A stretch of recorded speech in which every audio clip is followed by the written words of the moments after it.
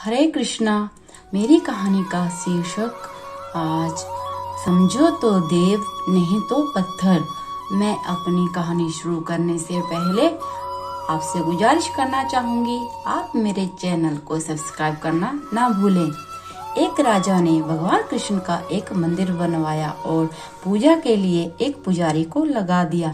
पुजारी जी बड़े भाव से बिहारी जी की सेवा करने लगे। भगवान की पूजा अर्चना और सेवा टहल करते पुजारी की उम्र बीत गई। राजा रोज एक फूलों की माला सेवक के हाथ से भेजा करता था।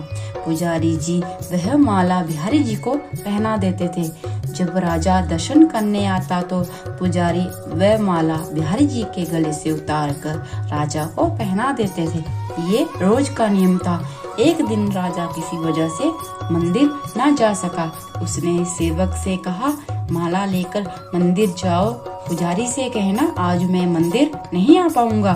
सेवक ने जाकर माला पुजारी को दे दी और बता दिया कि आज महाराज का इंतजार ना करें। सेवक वापस आ गया। पुजारी ने माला बिहारी जी को पहना दी। फिर उन्हें विचार आया कि आज तक मैं अपने बिहारी जी की चढ़ी माला राजा को ही पहनाता रहा, कभी ये सौभाग्य मुझे नहीं मिला। जीवन का कोई भरोसा नहीं है, कब रूठ जाए। आज मेरे प्रभु ने मुझ पर बड़ी कृपा की है। राजा आज आएंगे नहीं तो क्यों ना माला मैं पहन लूं। ये सोचकर पुजारी ने बिहारी जी के गले से माला उतारकर अपने गले में पहन ली। इतने में सेवक आया और उसने बताया कि राजा की सवारी बस मंदिर में पहुंचने ही वाली है। ये सुनकर पुजारी जी कांप गए। उन्होंने सोचा, अगर राजा ने माला मेरे गले में देख ली तो मुझ पर क्रोधित होंगे। इस भय से उन्होंने अपने गले से माला उतारकर बिहारी जी को फिर से पहना दी।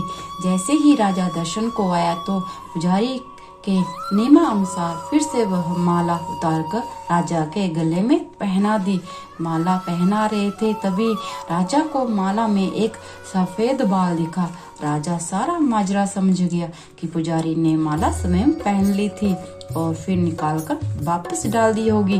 पुजारी ऐसा छल करता है, ये राजा को बहुत गुस्सा आया।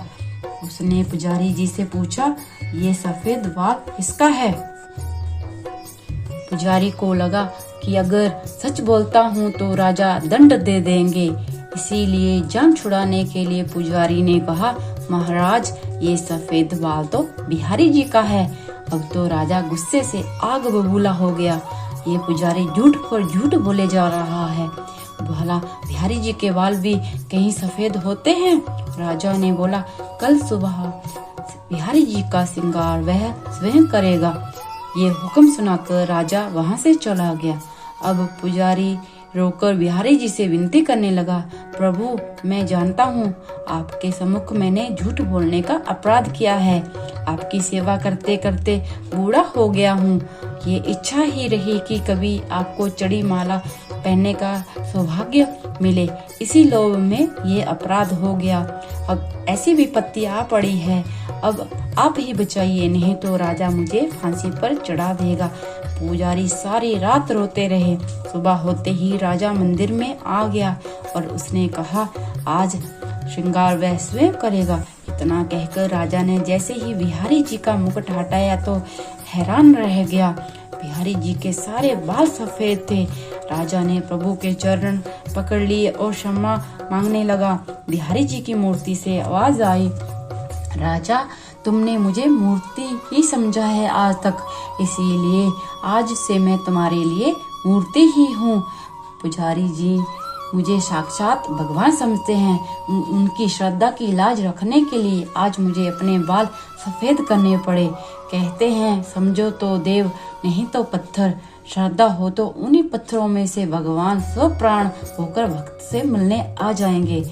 मेरी ये वीडियो आपको कैसी लगी नीचे कमेंट करके जरूर बताएं। हरे कृष्णा, धन्यवाद।